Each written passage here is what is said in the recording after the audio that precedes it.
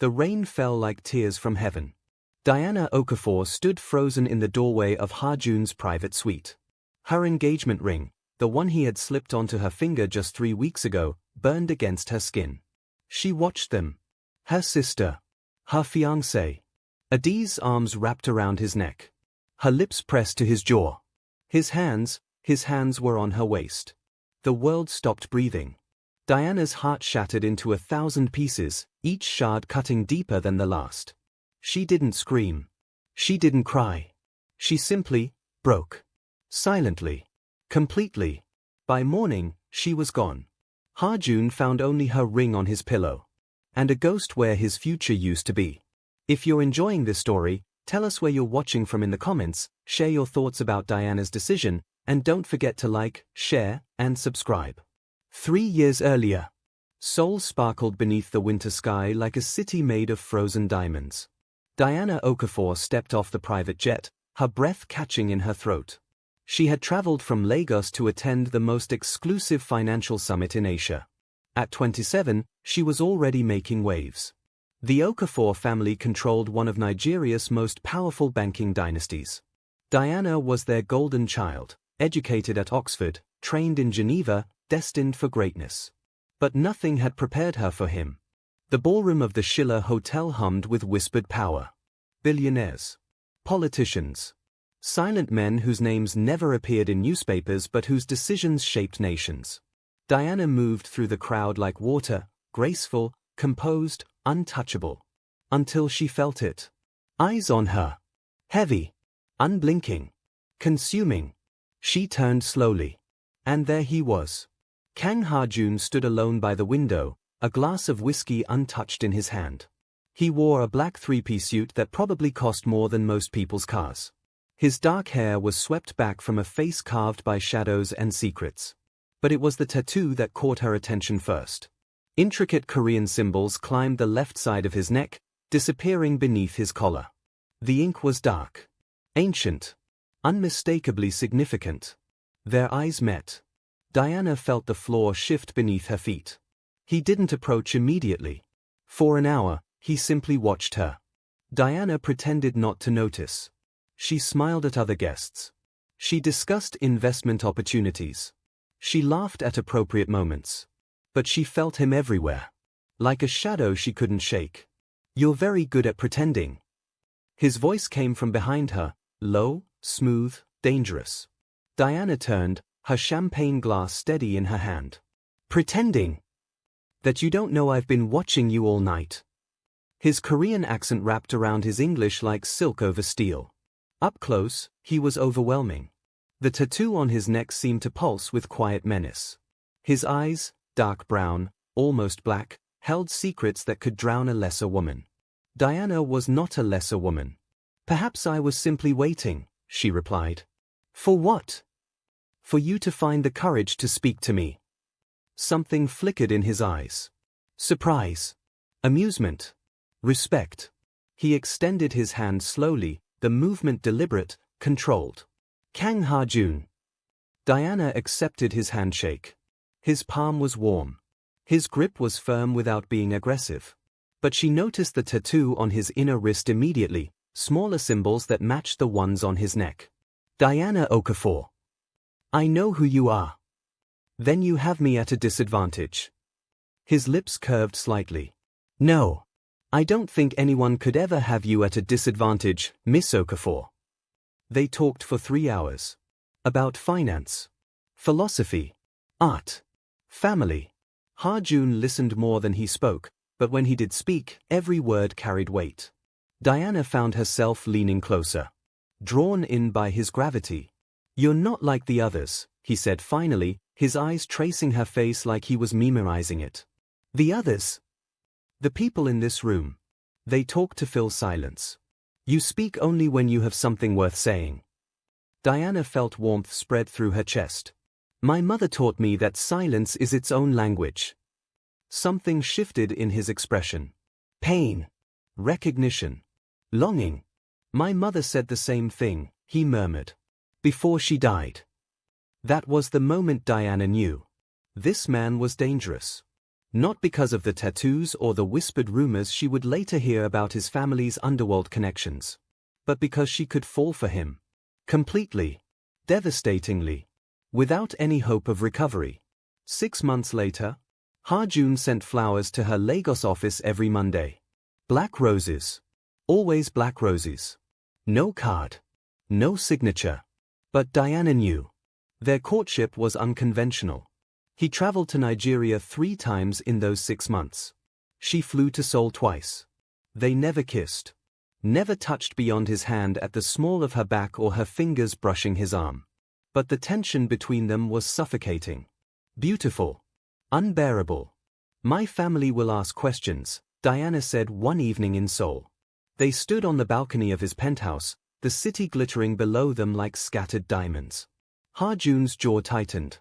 The tattoo on his neck seemed darker in the moonlight. What kind of questions? The kind with no easy answers. About what you do. Who you are. The rumors. And what do the rumors say? Diana turned to face him fully. That you're the heir to one of the most powerful criminal organizations in Asia. That your family controls ports, banks, politicians. That men who cross you simply disappear. Ha-jun was silent for a long moment. Then he moved closer, his presence engulfing her. I won't lie to you, Diana. I've done things that would horrify you. My hands are not clean.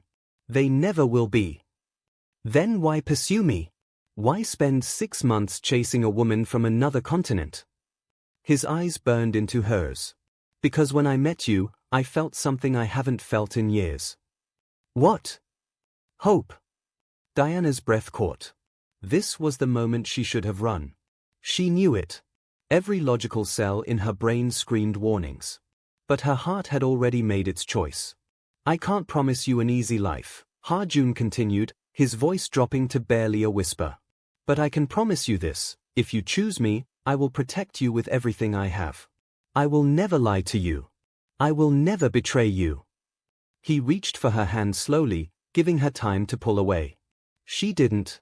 I need time, Diana said finally. Ha-jun nodded, his thumb tracing circles on her palm. Take all the time you need. I've waited 34 years to feel this way. I can wait longer. But Diana already knew her answer. She had known since that first night in Seoul. 3 months later, Ha-jun proposed in Lagos. Not in a restaurant or at a fancy event. He proposed in her mother's kitchen, surrounded by the smell of jollof rice and the sound of her younger siblings arguing in the next room. Diana's mother, Chief Mrs. Adana Okafor, studied the Korean man kneeling before her daughter with sharp, knowing eyes. You understand what you're asking, she said quietly. Ha-jun looked up at the formidable Nigerian matriarch. I'm asking for the privilege of spending my life protecting and honoring your daughter. That's not what I mean. The room grew heavier. I mean, do you understand that if you hurt her, if you break her heart, no ocean will be wide enough to hide you from me? Ha-jun held her gaze without flinching. I understand, Ma. The casual use of the Nigerian honorific made Diana's heart flutter. He had been studying, learning her culture, respecting her world. Chief Mrs. Okafor was silent for an endless moment. Then she nodded once. Carry on then. Ha-jun turned back to Diana, his eyes glistening with emotion he rarely showed. Diana Okafor. I am not a good man. But I will spend every day of my life trying to deserve you. Will you marry me? Diana looked at the ring in his hand. A black diamond surrounded by smaller white ones. Unique. Dark. Beautiful. Like him. Yes. Ha-jun's hands trembled as he slipped the ring onto her finger. Just slightly. But Diana noticed. This powerful man, this feared heir to a criminal empire, trembled because of her. The engagement was meant to be private. Only family would know until they were ready to announce it publicly. Diana wanted time to prepare. To figure out how to merge her world with his. Ha-jun agreed. He would have agreed to anything she asked. 2 weeks later, Adiz Okafor arrived in Seoul without warning. Diana's older sister was everything she was not: loud, dramatic, hungry for attention. Where Diana was composed, Adiz was chaotic. Where Diana was cautious, Adiz was reckless. They had never been close. "You're engaged to him." Adiz's voice echoed through Diana's Seoul apartment. "To Kang Ha-jun? Do you know who he is?" "I know exactly who he is. He's a criminal, Diana. A thug in a nice suit." Diana's eyes hardened. "He's my fiancé. And you will respect him." Adiz laughed bitterly. "Respect him? When he's clearly using you? Think, little sister. Why would a man like that want you?" The words cut deeper than Diana wanted to admit. She had asked herself the same question countless times. Why her? She wasn't naive enough to believe she was the most beautiful woman Ha-jun had ever met. Or the most accomplished. So why did he choose her? "He loves me," Diana said quietly. "Men like him don't love. They possess. They consume. And when they are done, they discard." Adiz moved closer, her expression softening into something that looked almost like concern. "Come home, Diana. Before it's too late." But Diana refused to listen. She had seen the way Ha-jun looked at her. Felt the reverence in his touch. This wasn't obsession. This was love. She was certain. 3 days before Diana disappeared, the conspiracy began with a phone call. Adiz sat alone in her hotel room, her phone pressed to her ear. "It's done. I'm here in Seoul." The voice on the other end was cold. Calculating. "Good. You know what to do." "This seems extreme." "She's my sister." "Your sister who inherited everything while you were passed over. Your sister who's about to marry into one of the wealthiest families in Asia while you struggle with debt collectors. Still feeling protective?" Adiz's jaw tightened. "Just tell me the plan." The voice belonged to someone who had been watching Ha-jun for years. Someone who wanted the Kang Empire weakened. Someone who understood that the quickest way to destroy a man was to take away the thing he loved most. Ha-jun has a charity event in 2 days. Diana will be at a separate meeting across the city. We need them apart. And then you make sure Diana sees exactly what we want her to see.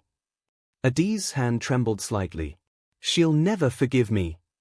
"She won't know it was you. Not if you play your part correctly. When it's over, you'll have enough money to disappear. Start fresh. Be free." Adiz closed her eyes. She thought of all the years she had spent in Diana's shadow. The overlooked sister. The forgotten daughter. The one who was never quite good enough. "Fine. I'll do it." 2 days later, the rain started at sunset. Diana's meeting had been cancelled at the last minute. A convenient complication that she didn't question. She decided to surprise Ha-jun at his hotel suite instead. The door was slightly open. Strange. Ha-jun was meticulous about security. Diana pushed it open quietly, wanting to surprise him. What she saw destroyed her. Adiz stood with her arms wrapped around Ha-jun's neck. Her lips were pressed to his jaw. His hands rested on her waist. They stood by the window, silhouetted against the rain. Intimate. Close. Together. Diana's world crumbled. She didn't see Ha-jun's face, frozen in confusion, his hands pushing Adiz away even as Diana watched. She didn't hear him call her name. She only saw the betrayal. Her sister. Her fiancé. The two people she should have been able to trust most. Diana turned and ran. Ha-jun's voice echoed down the hallway behind her. "Diana! Wait, it's not what you think." But she was already gone. The elevator doors closed on his face. On his desperate eyes. On the truth he never got the chance to explain.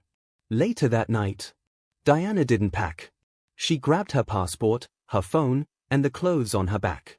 The engagement ring came off her finger slowly, each millimeter feeling like tearing away a piece of her soul. She placed it on his pillow. The black diamond glittered in the lamplight. Beautiful. Dark. Finished. At the airport, she bought a ticket to the farthest destination she could find. Cape Town. Johannesburg. London. Anywhere but here. Her phone buzzed relentlessly. Ha-jun. Again and again and again. 73 missed calls by the time she boarded. She didn't answer a single one. What could he possibly say? What excuse could justify what she had seen? Diana turned off her phone as the plane lifted into the sky. Below her, Seoul grew smaller. The city of her dreams. The graveyard of her heart. If you've ever had to walk away from someone you loved because of what you thought was betrayal, let us know in the comments. Would you have given him a chance to explain? Or would you have done exactly what Diana did? 24 hours later. Ha-jun stood in his empty suite, Diana's ring clutched in his fist. He hadn't slept. Hadn't eaten. Hadn't stopped calling her phone. Find her. His voice was barely human. Park Sung-minit, his most trusted lieutenant, bowed slightly. Sir, we've checked every hotel, every airport, every. Find her. The tattoo on Ha-jun's neck seemed to pulse with barely contained rage. But beneath the anger was something far more dangerous. Devastation. He replayed the moment endlessly. Adiz had appeared in his suite uninvited. He had been about to call security when she suddenly threw herself at him, wrapping her arms around his neck and pressing close. He had pushed her away immediately. But not fast enough. Diana had already seen. Already judged. Already convicted him. What happened with the sister? Sung-minit asked carefully. Ha-jun's jaw tightened. She claims she was drunk. Confused. That she thought I was someone else. Do you believe her? No. He looked down at the ring in his hand. The black diamond caught the light and fractured it into 1,000 dark rainbows. Someone did this deliberately. Someone wanted Diana to see exactly what they wanted her to see. Who would benefit from destroying your engagement? Ha-jun's eyes hardened into something terrifying. I don't know yet. But I will find out. 3 months later, Diana had vanished completely. No credit card activity. No phone signals. No digital footprint whatsoever. It was as if she had simply ceased to exist. Ha-jun funded search teams across 3 continents. He called in favors from powerful allies. He pressured the Okafor family relentlessly, but they knew nothing. Or claimed to know nothing. Chief Mrs. Okafor received him in Lagos with cold civility. My daughter left your country in the middle of the night, clearly heartbroken. And you expect me to help you find her? She didn't give me a chance to explain. Explain what? That she imagined seeing her own sister in your arms. Ha-jun's hands clenched at his sides. The tattoo on his knuckles stood out starkly, ancient Korean symbols that marked him as the heir to the Kang bloodline. I did not betray her. What she saw was not what it appeared to be. And yet she ran. My daughter, who has never run from anything in her life, fled your country like a refugee. The matriarch's words cut deep. Because they were true. Diana was the strongest woman Ha-jun had ever known. For her to run meant she had been broken beyond repair. And he hadn't been able to stop it. Hadn't been able to explain. Hadn't been able to protect her from the pain that someone had deliberately inflicted. I will find her, Ha-jun said quietly. With or without your help. And when you do, what then? I will spend the rest of my life making this right. Chief Mrs. Okafor studied him for a long moment. Whatever she saw in his eyes made her expression soften slightly.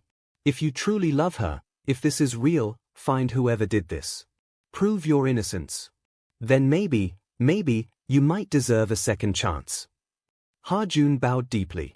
A Korean heir bowing to a Nigerian matriarch. 2 cultures.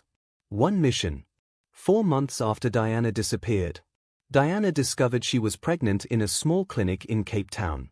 The doctor's words echoed in her skull like a death sentence. 8 weeks. Congratulations. Congratulations. For carrying the children of a man who had betrayed her with her own sister. For being bound to him forever through innocent lives she already loved desperately. Diana walked out of the clinic in a daze. The South African sun beat down on her shoulders, but she felt nothing but cold. She couldn't go home. Couldn't face her family's questions. Couldn't risk Ha-jun finding her through his network of powerful connections. So she did the only thing she could do. She disappeared deeper. 3 weeks later, she landed in Nairobi, Kenya. A country where no one knew her face. A city where she could start again. She changed her name. Diana Okafor became simply D. No last name. No history. No connections to the family dynasty she had left behind. She found work at a small non-profit organization. Education programs for underprivileged children. The work was exhausting, but it gave her purpose. A reason to wake up every morning. A reason to keep going. 7 months later, Diana gave birth alone. The hospital was clean but modest. No family surrounded her bed. No father paced the waiting room. Just Diana and the medical team and the crushing weight of loneliness. But then she heard them cry. 2 voices. 2 perfect, impossible miracles. Twins, the nurse announced with a smile. A boy and a girl. Both healthy. Diana sobbed as they were placed in her arms.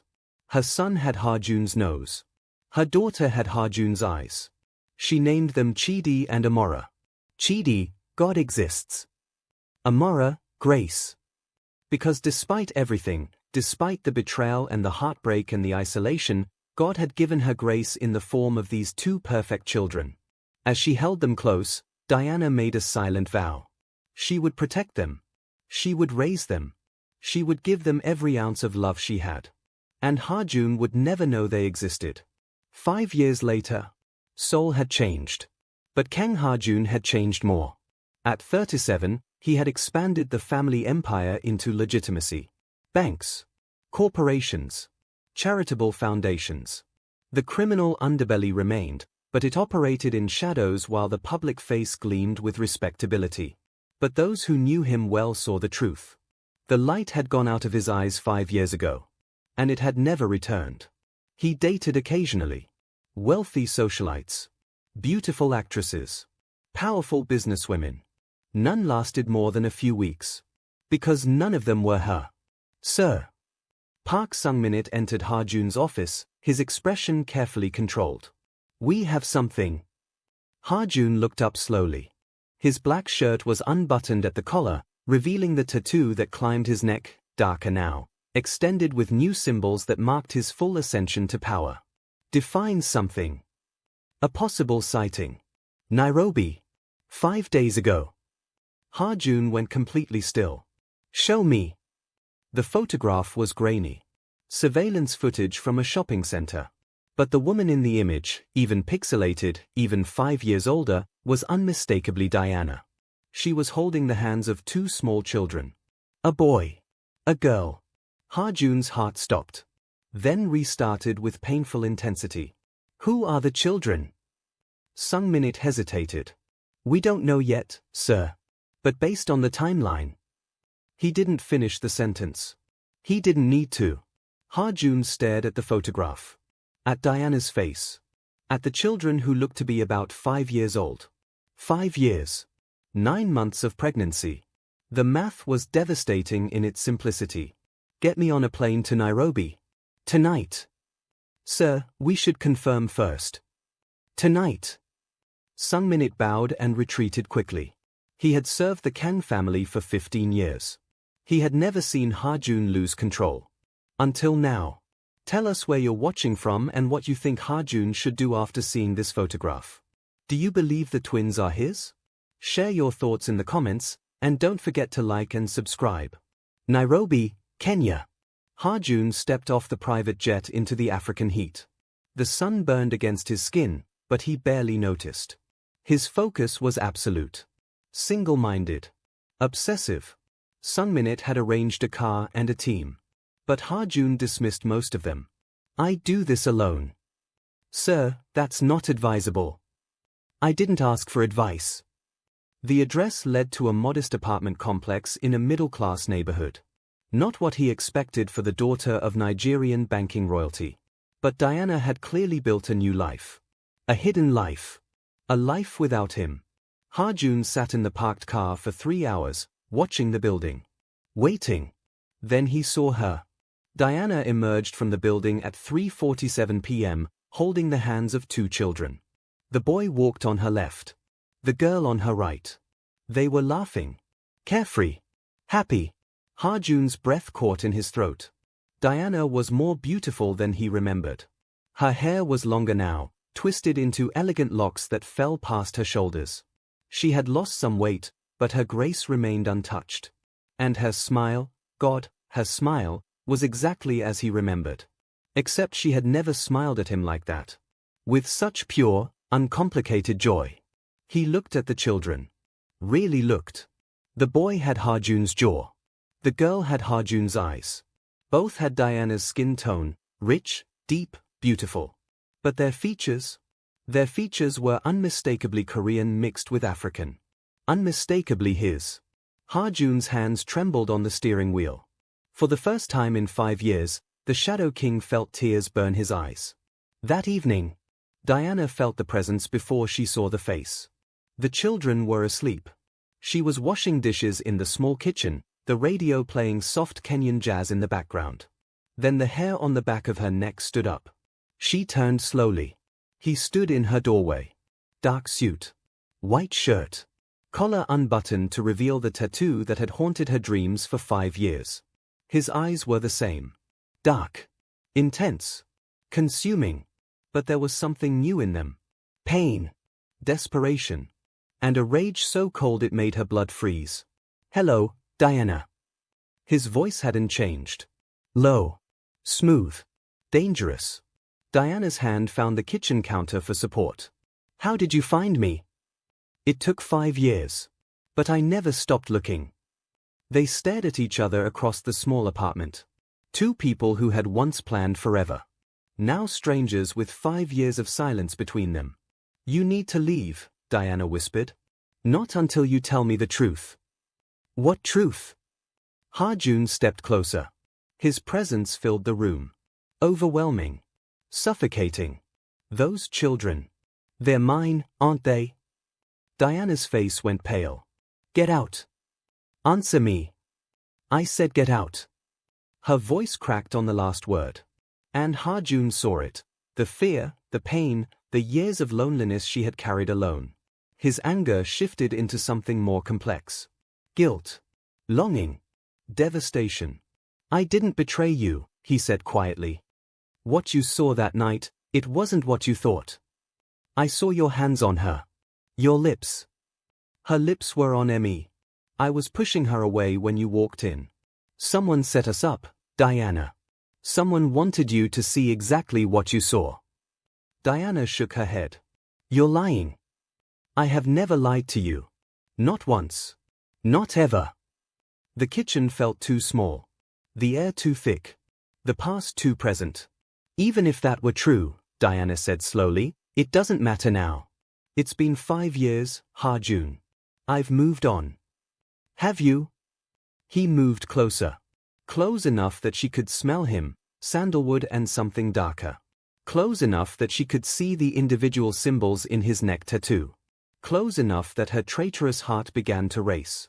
Tell me you don't think about that night, he murmured.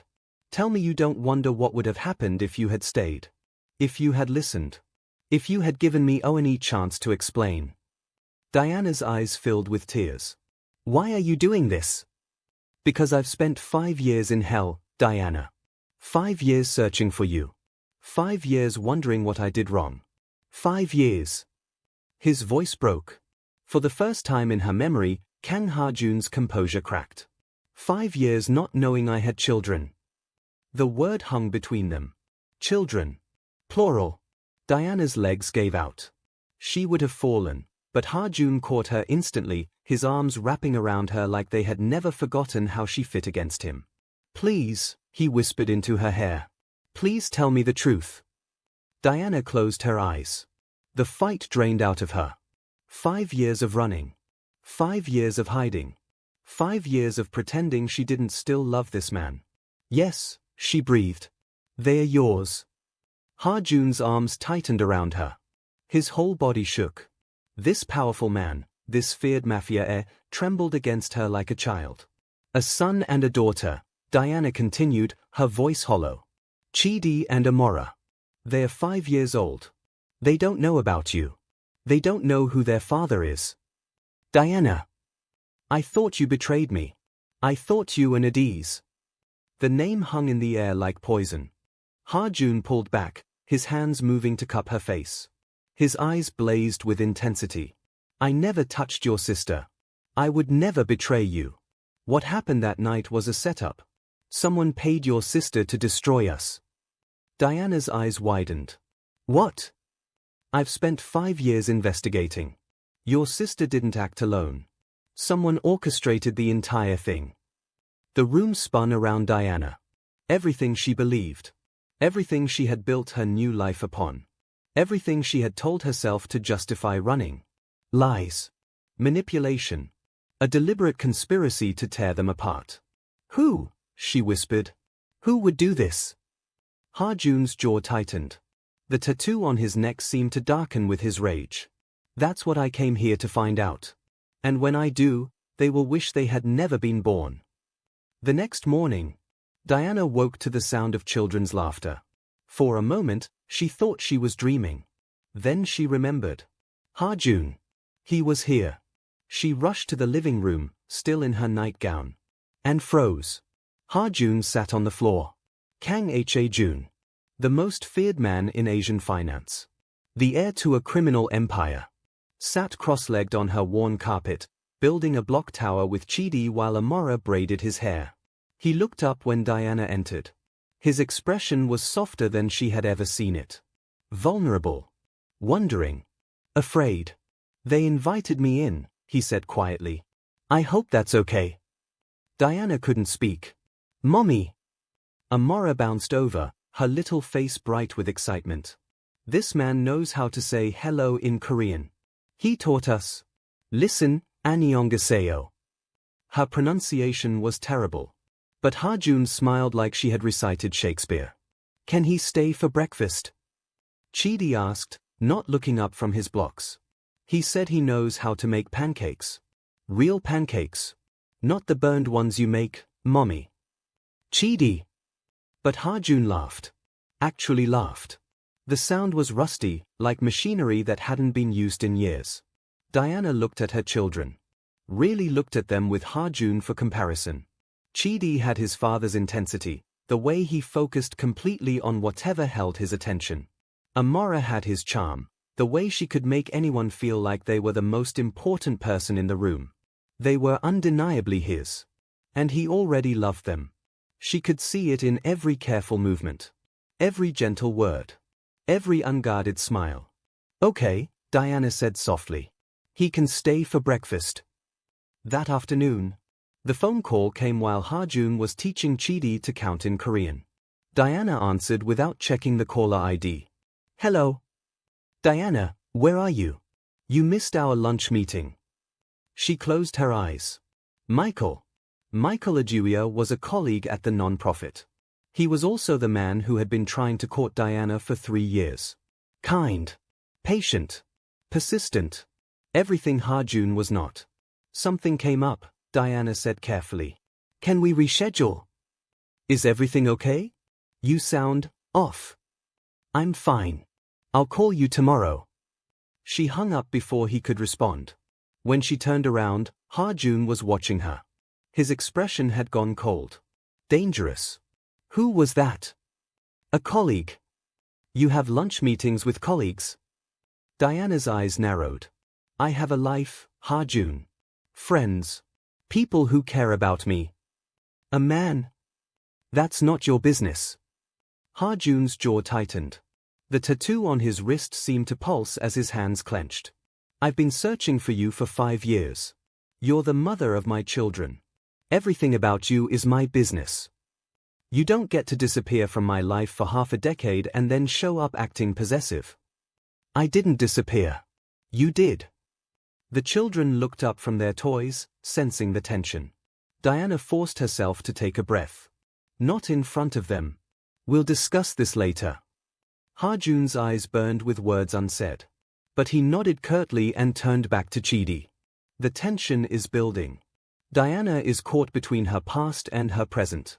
Ha-Jun is confronting feelings he's suppressed for years. And somewhere in the shadows, the truth about that night is still waiting to be uncovered. What do you think will happen next? Let us know in the comments, and don't forget to like and subscribe for Batch 2, where everything changes. 3 days later, Ha-Jun's investigation team arrived in Nairobi with files. Thick folders of evidence he had spent years collecting. Diana sat across from him in her small living room after the children had gone to bed. The lamp cast shadows across his face, highlighting the tattoo on his neck. Your sister received $2.7 million 3 days before that night, Ha-Jun said quietly. The money came from a shell company registered in Singapore. Diana's stomach turned. 2.7 million? Enough to pay off all her debts. Enough to disappear and start over. He slid a photograph across the table. A D's on a beach. Somewhere tropical. Looking healthy. Happy. Free. She's been living in the Maldives for 4 years, Ha-Jun continued. Under a new identity. But the interesting part is who funded her new life. Diana picked up the photograph with trembling hands. Her sister. Her own blood. The woman who had destroyed everything for money. Who? Diana whispered. Ha-Jun's eyes darkened. Someone very close to my family. Someone I trusted. He pulled out another file. Inside was a photograph of a woman. Korean. Beautiful in a cold, calculating way. Dressed in designer clothing. Standing beside Ha-Jun at what appeared to be a corporate event. Her name is Yoon Hye-rin. She's been my family's legal advisor for 15 years. She's also been in love with me for just as long. Diana stared at the photograph. She did this? Because she wanted you? She knew I was engaged. She knew I would never leave you for anyone else. So she removed you from the equation. The magnitude of the conspiracy settled over Diana like a suffocating weight. Her sister. Ha-Jun's advisor. Both working together. Both destroying innocent lives for their own selfish purposes. I spent 5 years, Diana said slowly, raising my children alone. Struggling. Hiding. Believing you had betrayed me with my own sister. And it was all manufactured. Ha-Jun reached across the table and took her hand. His grip was warm. Solid. Anchoring. I'm sorry I couldn't find you sooner. I'm sorry you had to carry this burden alone. I'm sorry I couldn't protect you from people I should have seen through. Diana looked at their joined hands. At his tattoo. At the man who had searched for her for 5 years. What happens now? Ha-Jun's expression hardened. Now we go to Seoul. Together. And we make them pay for what they did. That night, Diana stood over her sleeping children, watching them breathe. Chidi mumbled something in his sleep, a mixture of English and the Korean words Ha-Jun had been teaching him. Amara clutched a stuffed animal Ha-Jun had brought, a white tiger that she had immediately named Ha-Ha. These children had survived without a father. Had thrived despite everything. But they deserved more. They deserved the truth. They deserved family. Ha-Jun appeared in the doorway, his presence filling the small space. They are beautiful, he said softly. You did an incredible job raising them. I had no choice. You always have a choice, Diana. You chose strength. You chose them. Every single day. Diana turned to face him. In the dim light, his tattoo was barely visible, just shadows and suggestions of ink. But his eyes were clear. Open. Vulnerable. If we go to Seoul, she said slowly, the children will be exposed to your world.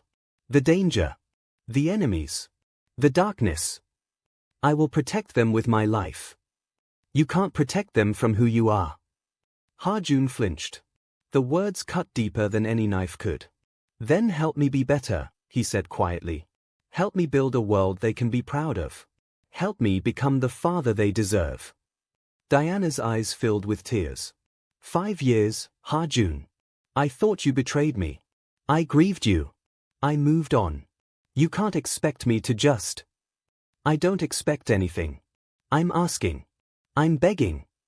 He moved closer, his hands finding her shoulders with devastating gentleness. Come back to Seoul. Let me prove I've changed. Let me show you the truth. Let me love our children the way they deserve to be loved.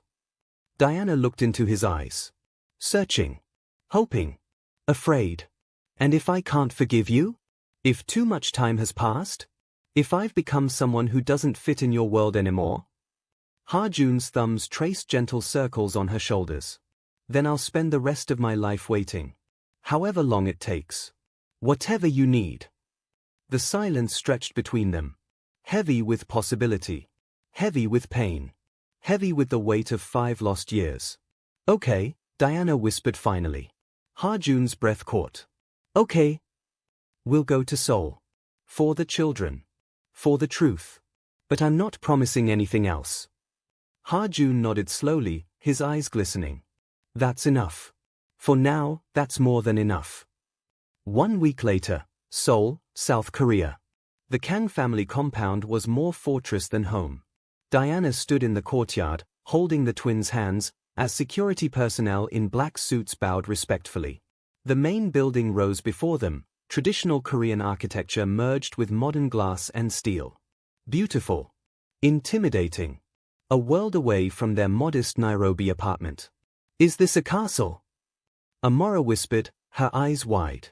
Ha-Jun crouched down to her level, his expensive suit wrinkling against the cobblestones. It's your home now. If you want it to be. Chidi studied the building with serious eyes. It's very big. Do you have a garden? Mommy says gardens are important for mental health. Ha-Jun's lips twitched. We have 7 gardens. I'll show you all of them. Diana watched her children interact with their father. The ease between them already. The natural connection. It terrified her. Because it meant this was real. And there was no going back. Later that evening, Ha-Jun's private study was lined with monitors displaying security feeds from around the compound. She knows you're back, Sungmin reported, his face grim. Yoon Hye-rin. She's requested a meeting tomorrow morning. Ha-Jun's jaw tightened. The tattoo on his neck seemed to pulse with barely contained rage. She has no idea Diana is here. No, sir. We've kept the arrival classified. Only essential personnel know. Good. Schedule the meeting. I want her to walk in here confident. Unsuspecting. Comfortable. Sungmin hesitated. Sir, what are you planning? Ha-Jun's eyes went cold. Predator cold. Shadow King cold. I'm going to let her destroy herself. And then I'm going to make sure she never threatens my family again. The next morning, Yoon Hye-rin walked into Ha-Jun's study with the confidence of a woman who believed she had already won. She was beautiful in that razor-sharp Korean way, perfect skin, designer clothing, not a hair out of place. Ha-Jun. She smiled warmly. I was surprised to hear you'd returned from your trip so suddenly. Is everything all right? Sit down, Hye-rin. His voice was ice. Something flickered in her eyes. Uncertainty. But she sat, crossing her legs elegantly. You seem tense. Is there something I can help with? Yes, actually. I have some questions about a financial transaction from 5 years ago. Ha-Jun slid a file across his desk. The same file he had shown Diana. Shell companies. Wire transfers. Adiz Okafor. Hye-rin's face went pale. But her voice remained steady. I'm not sure what you're implying. I'm not implying anything. I'm stating facts. You paid Diana's sister $2.7 million to stage a scene that destroyed my engagement. You then helped her disappear to the Maldives under a new identity. Ha-Jun, that's ridiculous. I would never. The door opened. Diana walked in. Hye-rin's composure shattered completely. Her eyes went wide with pure, unfiltered shock. That's not possible. You're supposed to be dead. Diana's voice was calm. Gone? Forgotten? She moved to stand beside Ha-Jun, her presence radiating quiet power. Sorry to disappoint you. Hye-rin's face twisted with rage. The mask of elegant composure fell away completely, revealing the jealous, desperate woman beneath. You were supposed to stay gone. You were never supposed to come back. Why? Ha-Jun's voice cut through her hysteria. Because you wanted me for yourself? Because you couldn't accept that I loved someone else? I waited for you for 15 years. I was perfect for you. I understood your world, your family, your responsibilities. And you chose her? She pointed at Diana with a shaking hand. An outsider? A Nigerian? Someone who would never understand what it means to be part of this family. Ha-Jun's eyes went cold. colder than Diana had ever seen them. Diana is the mother of my children. The only woman I have ever loved. The woman I am going to marry. He stood slowly, his full height intimidating. The tattoo on his neck seemed to darken with his rage. You betrayed me. You destroyed 5 years of my life. You stole my children's father from them. And you did it all because you couldn't accept rejection. Hyrin's face crumbled. Ha-jun, please, I did it for us. There is no us. There never was. There never will be. He pressed a button on his desk. Security personnel entered immediately. Take her, Ha-jun said coldly. She will be held until I decide what to do with her. Hyrin screamed as they dragged her away. Threats. Please. Declarations of love twisted into curses. But Ha-jun didn't look at her again. His eyes were fixed on Diana.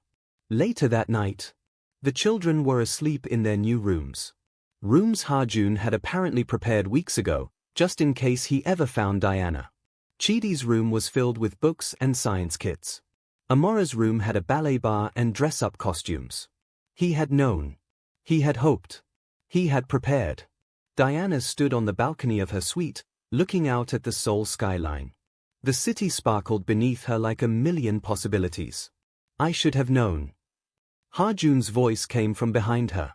She didn't turn around. Hyrin was always too helpful. Too present. I was so focused on building the empire that I didn't see what was right in front of me. You trusted her. I trusted the wrong person.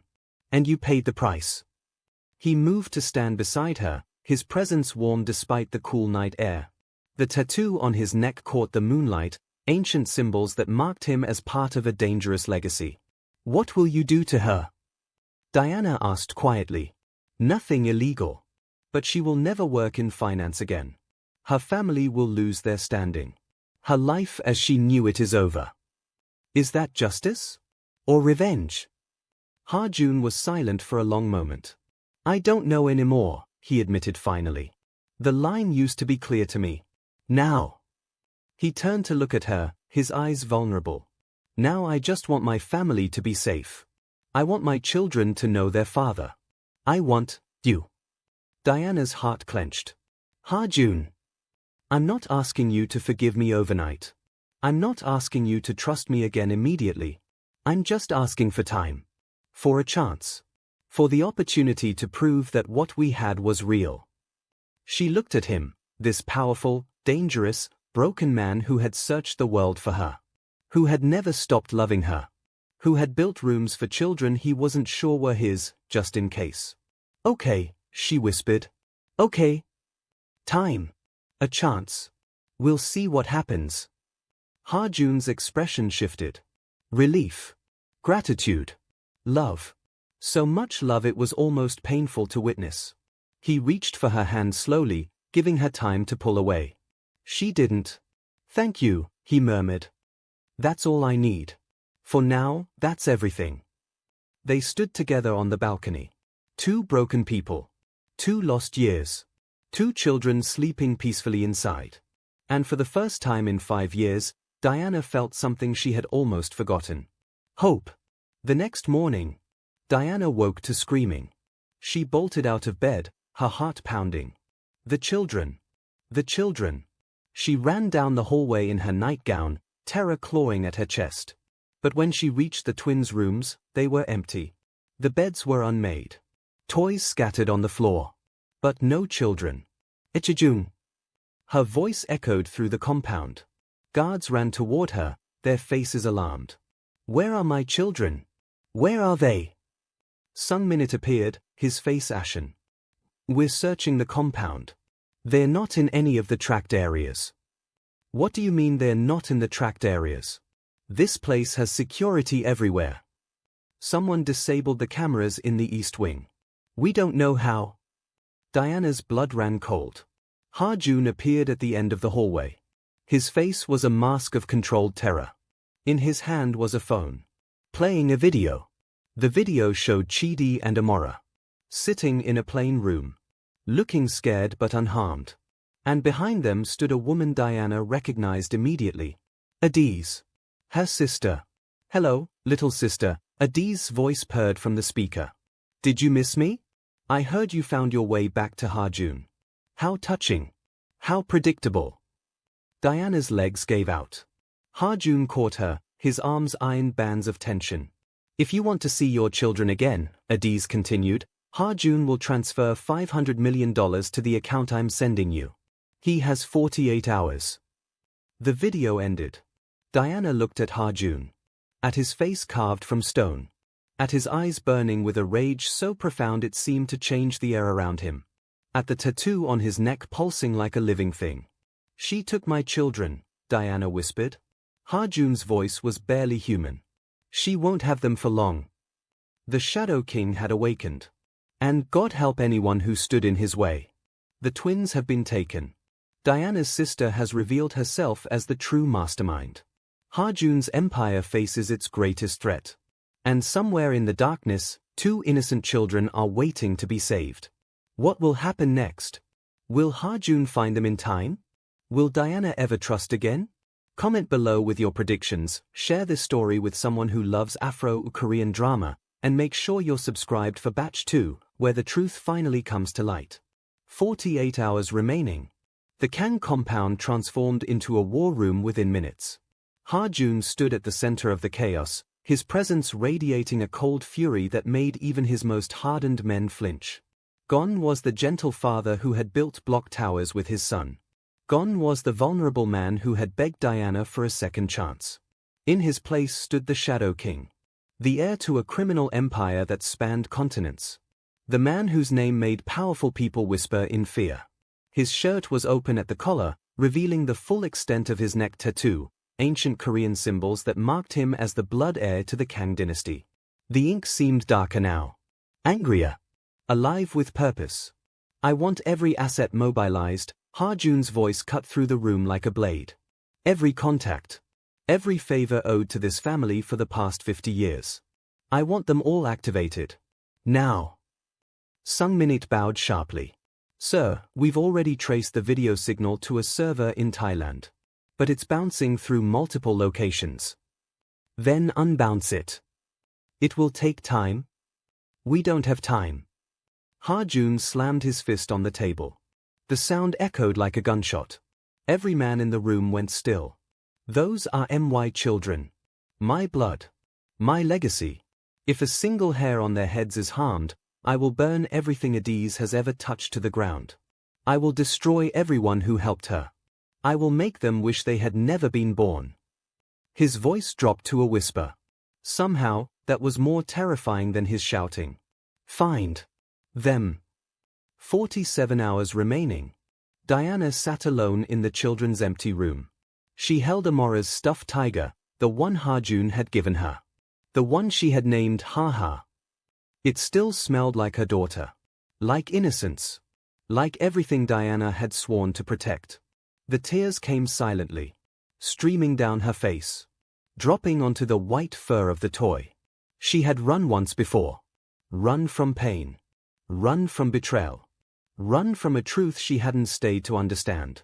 And now her children were paying the price. This is my fault. Her voice cracked in the empty room. I should have stayed. I should have listened. I should have given him a chance to explain. If I had just. The door opened softly. Harjun stood in the doorway, his massive frame silhouetted against the light. For a moment, he just watched her. This woman who had carried his children alone. This woman who had built a life from nothing. This woman who was now breaking apart in front of him. This is not your fault. He crossed the room in 3 strides and knelt before her. His hands found her face, wiping away tears with thumbs that had ordered men's deaths. You were manipulated. Lied to. Betrayed by people who should have protected you. None of this is your fault. My sister has our children, Harjun. My sister. My own blood. And we will get them back.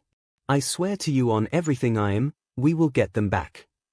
Diana looked into his eyes. Searching for doubt. Finding none. How can you be so sure? Harjun's jaw tightened. The tattoo on his neck seemed to pulse with conviction. Because there is nothing I won't do.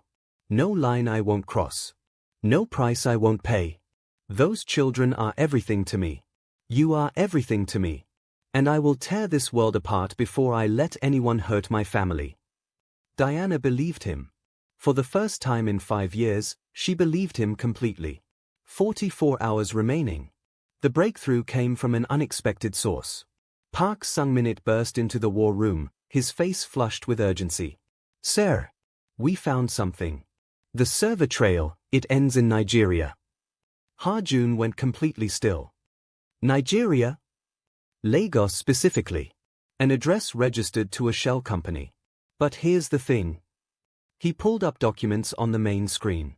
The shell company has connections to the Okafor family holdings. Specifically, properties that belonged to Adiz before she disappeared.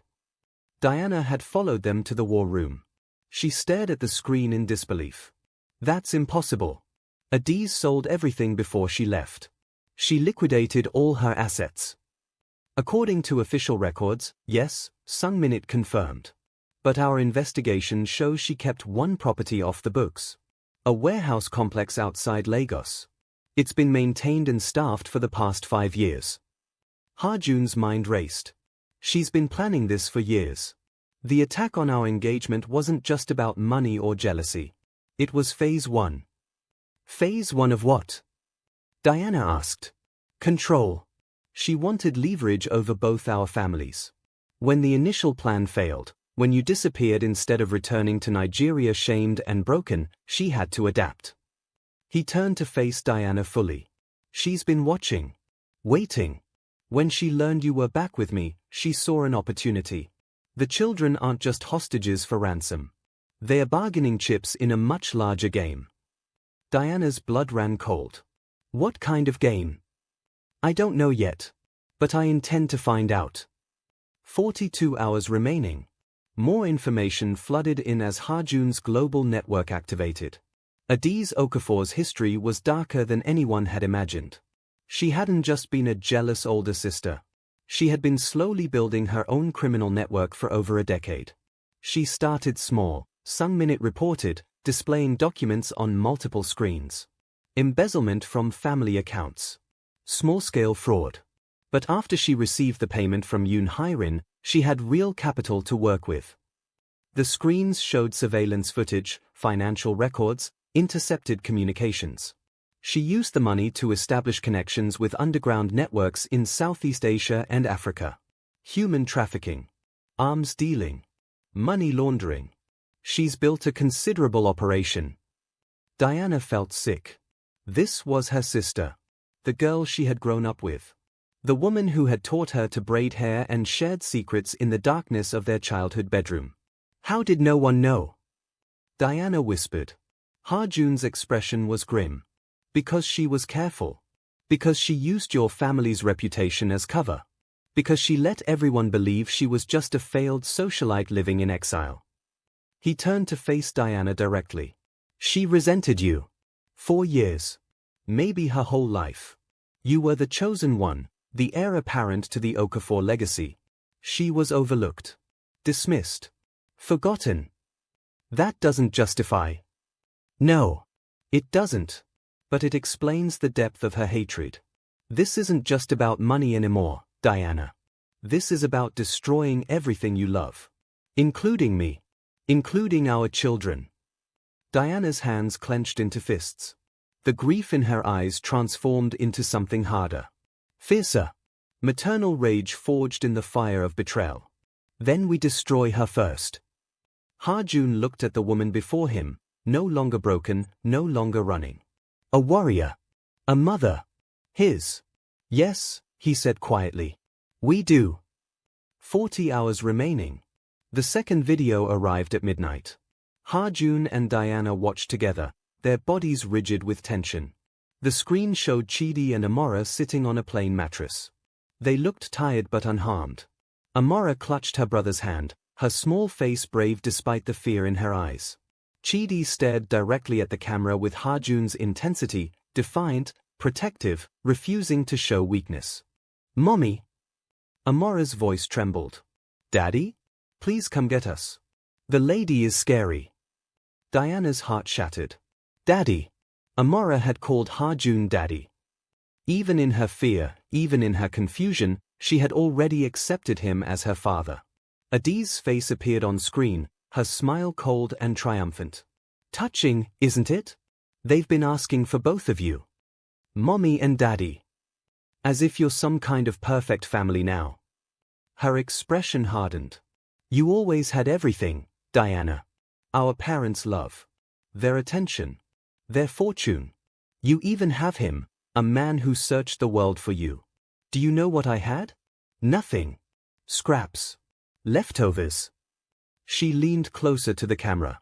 But now I have something you can't buy. I have your precious children. And unless Ha-jun transfers $500 million, along with controlling shares in 3 of his legitimate corporations, you will never see them again. The video ended. Ha-jun's face was carved from stone. But Diana saw the crack beneath the surface. The terror. The guilt. The knowledge that his children were in danger because of who he was. Ha-jun. I'll pay it. Whatever she wants. I'll pay it all. And then what? She has leverage. She'll keep coming back. Keep demanding more. Ha-jun's hands clenched. The tattoo on his knuckles stood out starkly against his pale skin. Then what do you suggest? Diana's eyes hardened.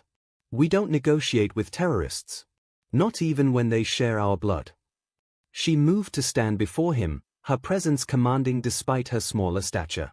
You have resources she doesn't know about. Connections she can't imagine. You've spent 5 years building an intelligence network that spans the globe. Use it. It will take time. Then we buy time. We pretend to negotiate. We stall. And while she's focused on the money, we find our children and bring them home. Ha-jun looked at Diana with new eyes. This wasn't the woman who had run from him 5 years ago. This was a queen. A partner. His equal in every way that mattered. Okay, he said quietly. We do this together. 38 hours remaining. The call to Lagos was made at 2 a.m. Seoul time.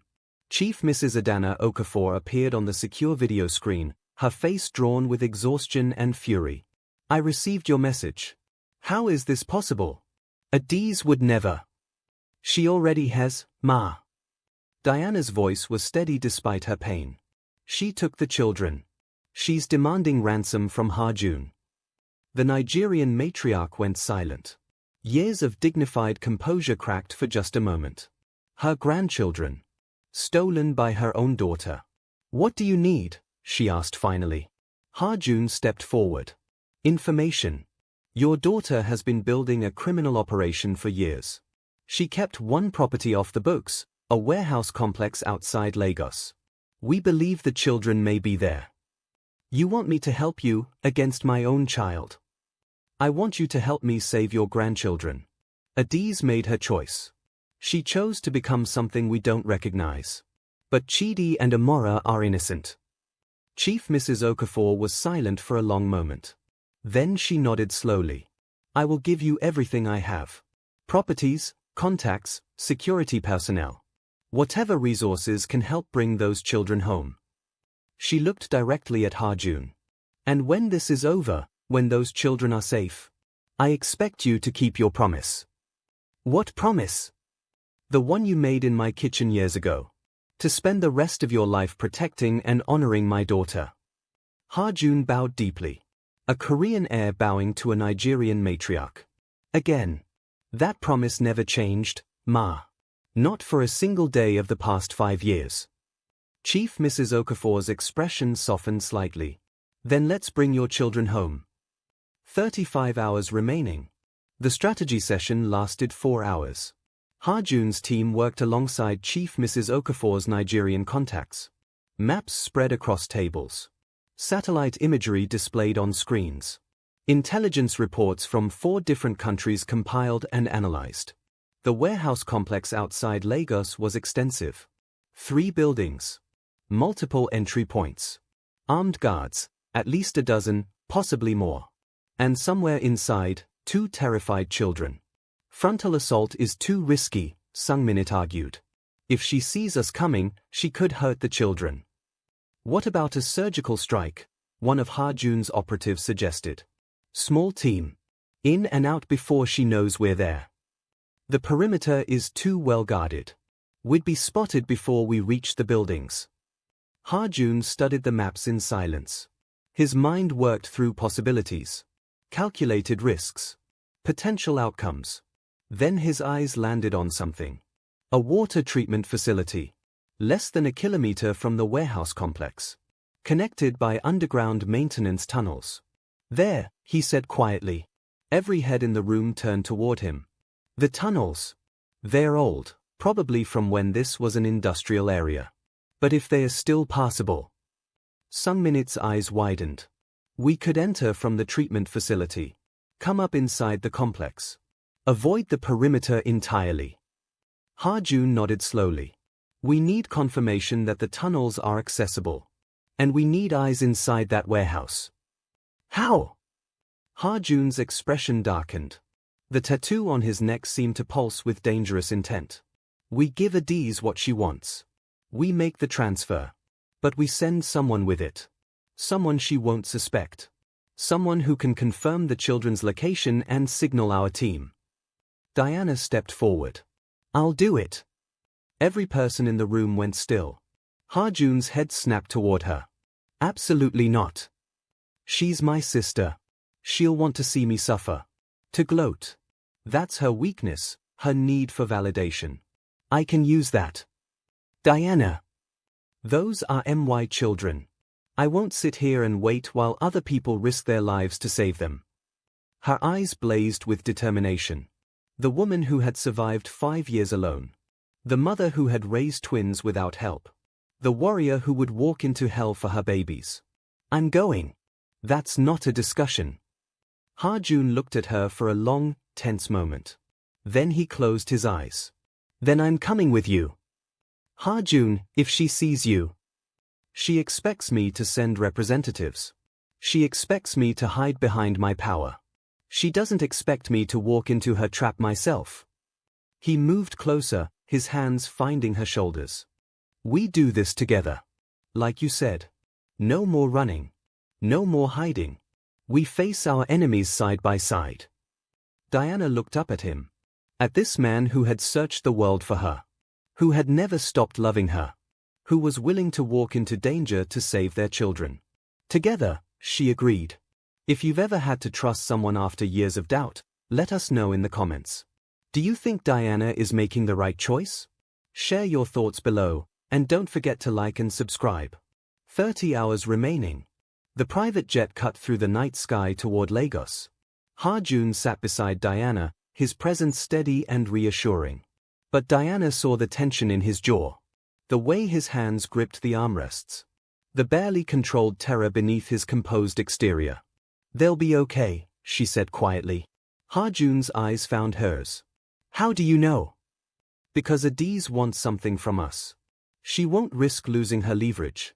Not until she gets what she wants. It was logical. Rational. But logic offered little comfort when your children's lives hung in the balance. I keep thinking about what I missed, Ha-Jun murmured. 5 years of their lives. First words. First steps. Birthdays. Illnesses. All of it. Ha-Jun. I should have found you sooner. I should have looked harder. If I had. Then what? Adiz would have made her move eventually. She's been planning this for years. Diana reached for his hand. His fingers intertwined with hers immediately. Familiar. Right. We can't change the past. We can only fight for the future. Ha-Jun lifted her hand to his lips. Pressed a kiss to her knuckles. The gesture was gentle. Reverent. Devastating. When this is over, he said quietly, I want to marry you. Properly. With our families present. With our children watching. Diana's breath caught. Ha-Jun. I know you haven't forgiven me completely. I know there's still work to be done. But I need you to know, my intentions haven't changed. Not in 5 years. Not in 500. Diana looked at him.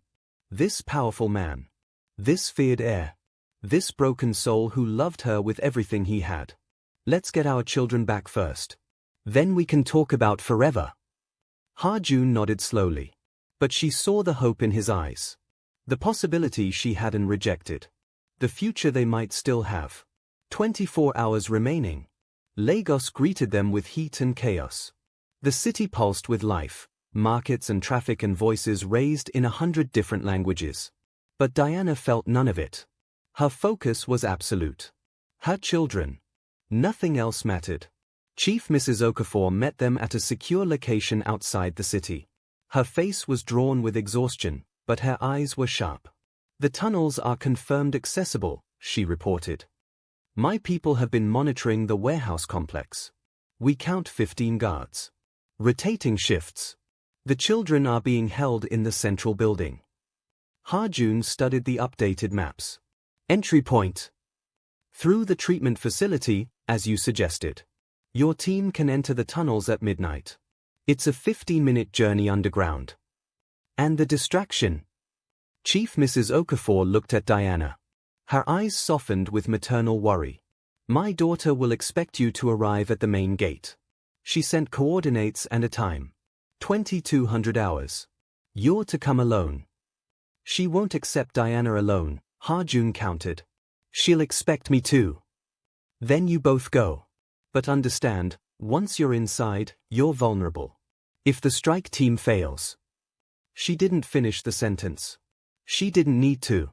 Diana stepped forward. "We won't fail. Whatever it takes, those children are coming home." Chief Mrs. Okafor looked at her youngest daughter, the girl she had raised to be strong, to be resilient, to never back down from a fight. "I know, my child. I know."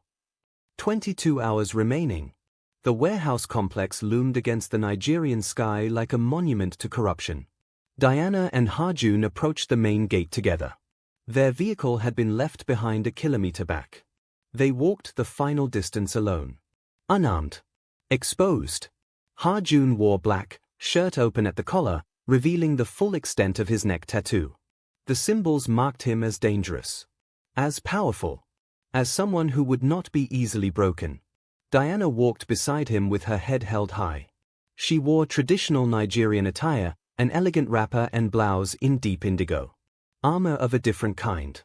Cultural identity as strength. The gates swung open as they approached. Armed men in black tactical gear flanked them as they entered. Escorted them through the compound. Toward the central building. Toward Adiz. 21 hours remaining. Adiz waited in a room that had been decorated to mock elegance. Fine furniture that didn't match. Expensive art that clashed. A pathetic imitation of the wealth she had always envied. She sat in a throne-like chair, dressed in designer clothing that couldn't hide the ugliness beneath. And beside her, huddled together on a small couch, were Chidi and Amora. Diana's heart stopped. Her children. Her babies. Alive. Scared. But alive. "Mommy!" Amora tried to run toward her, but a guard blocked the path. The little girl dissolved into tears. "Mommy, please. Please take us home." Diana's composure cracked. Tears streamed down her face. But she didn't move. Couldn't move. Not without risking everything. Ha-jun's hand found the small of her back. Steadying. Grounding. A silent promise that he was right there with her. Adiz smiled. A cold, satisfied smile. "Beautiful, isn't it?" The great Kang Ha-jun, reduced to walking into a trap for two small children. "And my perfect sister, finally brought low." "Let them go, Adiz." Diana's voice shook with restrained rage. "They are innocent. They have nothing to do with this. They have everything to do with this. They are your children. Your legacy. The next generation of everything that should have been mine." Adiz stood. Her composure fractured, revealing the wounded, bitter woman beneath. "Do you know what it's like to grow up invisible? To watch your younger sister receive everything while you get nothing? To hear our parents talk about Diana's potential and Diana's future while never mentioning your name?" She moved closer. Her eyes wild. Unhinged. "I was the firstborn. I should have inherited everything. But no, they chose you. Perfect Diana. Golden Diana. The daughter they actually wanted." Diana's heart clenched. Despite everything, despite the betrayal and the kidnapping and the years of hatred, she felt a flicker of pity. Her sister was broken. Had been broken for years. And no one had noticed. Adiz, I'm sorry. Don't you dare apologize to me. I don't want your pity. I want what's owed to me. She spun toward Harjun. You, the great Shadow King. You were supposed to be mine too. Did you know that? Before you met Diana, I had plans. I was positioning myself to meet you. To become your queen. Harjun's expression remained cold. I would never have chosen you. Because she got there first. She took everything from me, just like she always does. Adiz's guards shifted nervously. Their employer was losing control. And that made everyone vulnerable. 20 hours, 45 minutes remaining. Deep beneath the compound, Harjun's strike team moved through the tunnels. 12 operatives. Silent. Lethal. Following the path that would bring them up inside the central building. Their communication devices buzzed. A single word appeared. Ready. The team leader, a man who had served the Kang family for 2 decades, checked his watch. 15 minutes until the signal. 15 minutes until chaos erupted. 15 minutes until those children were free. Back in the main room. Harjun forced himself to remain calm.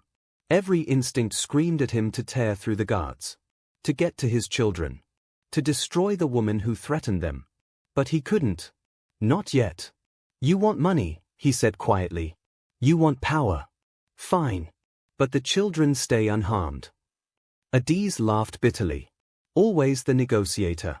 Always so controlled. Tell me, Harjun, did you cry when she left you? Did you feel even a fraction of the pain I felt watching her succeed while I failed? Harjun's jaw tightened. The tattoo on his neck seemed to pulse with barely contained rage. You know nothing about pain. I know everything about pain. I created the pain that destroyed you both. I watched you fall apart after she ran. I celebrated every day you spent searching for her and failing. She moved closer to Harjun. Close enough to touch. Close enough to be dangerous. And now I'm going to take everything from you. Your money. Your power. Your children. Your precious Diana. All of it. Because that's what you deserve for choosing her over me. Harjun looked at Adiz with cold, calculating eyes. You're right about one thing. What? I did choose her. I will always choose her. And there is nothing you can do to change that. Adiz's face twisted with rage. She raised her hand to strike him. And that's when the lights went out. Chaos erupted in darkness. The strike team emerged from the basement access points, their night vision equipment giving them perfect visibility. Guards fell before they could raise their weapons. Systematic. Efficient. Ruthless. In the main room, Diana dropped to the ground, pulling Harjun with her. His body covered hers instantly. Protecting. Shielding. The children.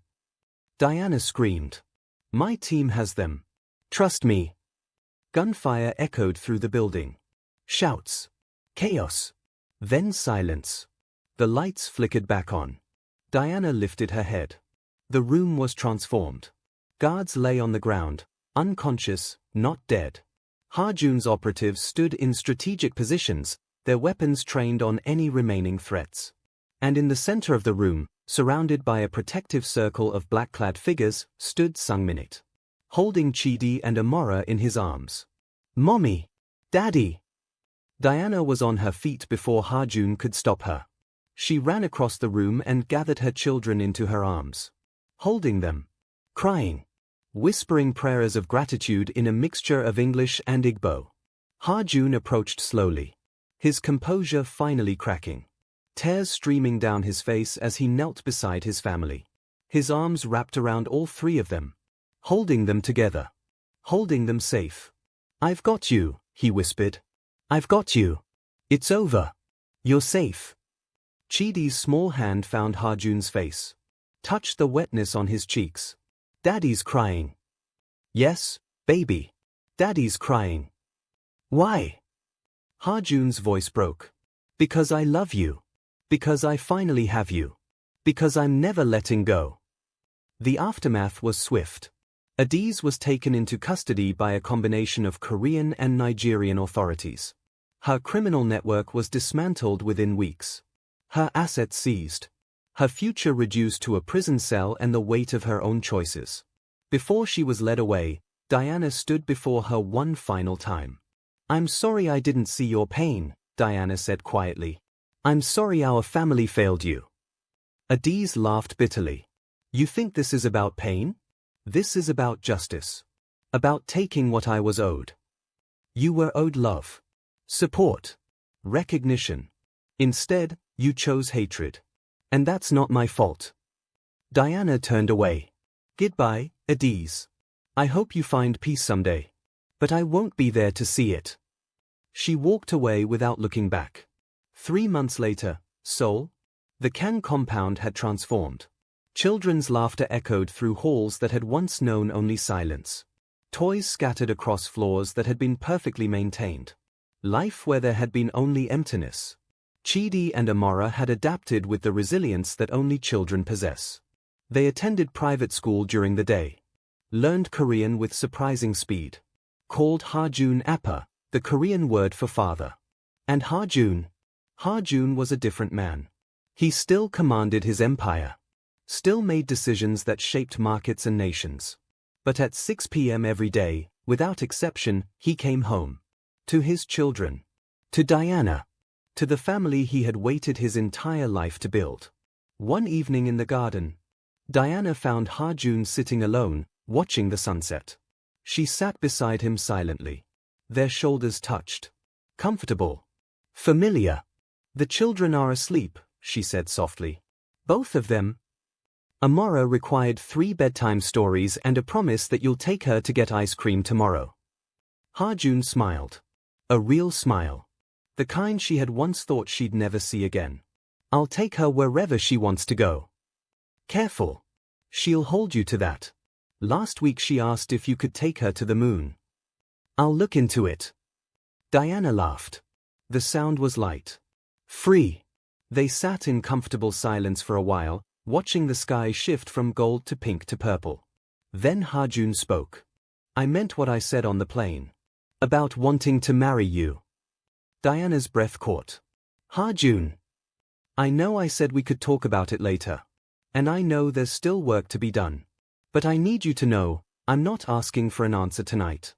I'm just telling you what's in my heart." He turned to face her fully.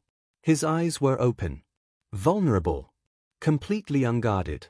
"I love you, Diana. I have loved you since the moment I saw you in that ballroom in Seoul.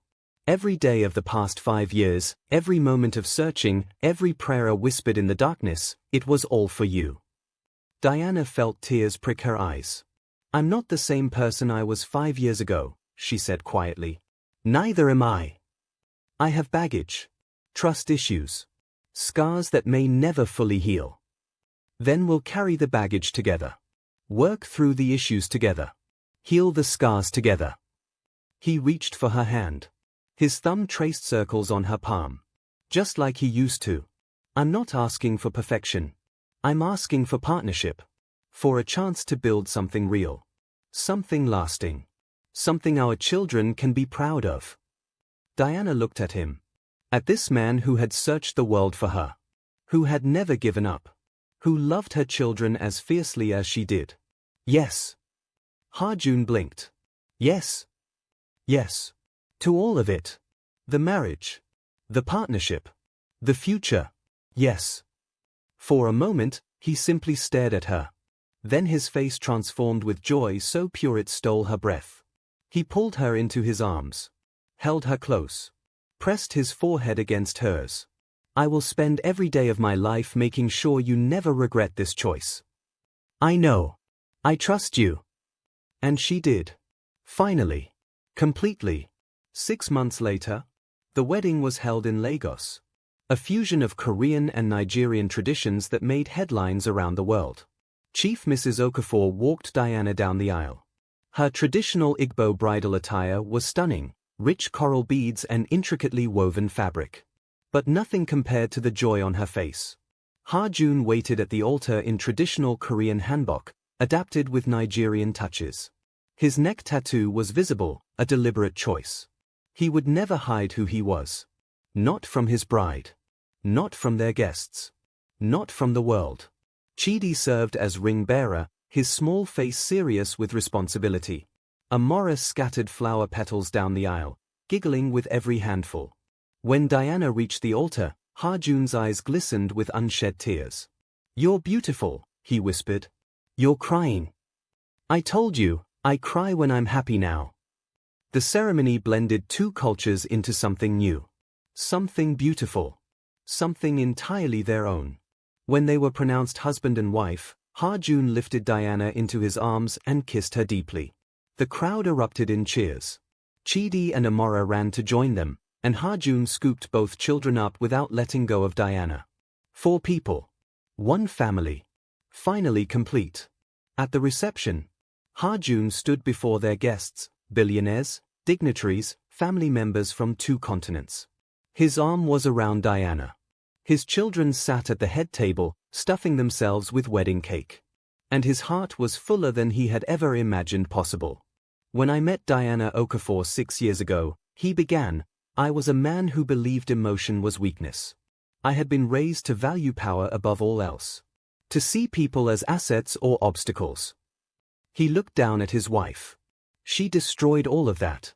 With one conversation. With one smile. With one look from those eyes that saw through every wall I had built. The room was silent. Hanging on every word. I lost her for 5 years. It was the greatest pain I have ever known. But in that darkness, I learned something important. He turned to face the crowd fully. Love is not weakness. Love is the only thing worth fighting for. Love is what transforms us from survivors into human beings. His eyes found Chief Mrs. Okafor in the crowd. "To my mother-in-law, I promised you years ago that I would spend my life protecting and honoring your daughter. That promise stands. It will stand until my last breath." Then his gaze moved to the children. "To Chidi and Amora, you are my greatest treasures. I may not have been there for your first words or first steps. But I will be there for everything else. Every challenge. Every triumph. Every moment. I am your father, now and forever." Finally, he turned back to Diana. "And to my wife, thank you. For running, so I could learn to chase. For hiding, so I could learn to seek. For hurting, so I could learn to heal. For surviving, so I could learn to live." Diana's tears flowed freely. "I love you, Diana Kang. And I will love you until the sun burns out and the stars forget their names." He lifted his glass. "To family." The room echoed. "To family." So, the Kang family home was chaotic in the best possible way. Chidi, now 11, practiced calligraphy in the study, Korean and Igbo symbols side by side. Amora, also 11, rehearsed for her ballet recital, spinning through the living room in a whirl of pink tulle. And in the nursery, 2-year-old twins Minute-jun and Adeobi slept peacefully, unaware of the beautiful chaos surrounding them. Ha-Jun found Diana on the balcony, the same spot where they had first talked about the future. "The house is madness," he said, sliding his arms around her waist. "You love it." "I do. I love every single moment of it." Diana leaned back against his chest. His heartbeat was steady. Strong. "Home. Any regrets?" she asked softly. Ha-Jun pressed a kiss to her temple. "Only that I didn't find you sooner. That we lost those 5 years. We didn't lose them. They led us here. To this moment. To this family. To this life." Ha-Jun smiled against her hair. "When did you become so wise?" "When I stopped running and started fighting." He turned her in his arms, his hands cupping her face. His neck tattoo caught the moonlight. The same symbols that had marked him as dangerous once now simply marked him as hers. "I love you, Diana Kang.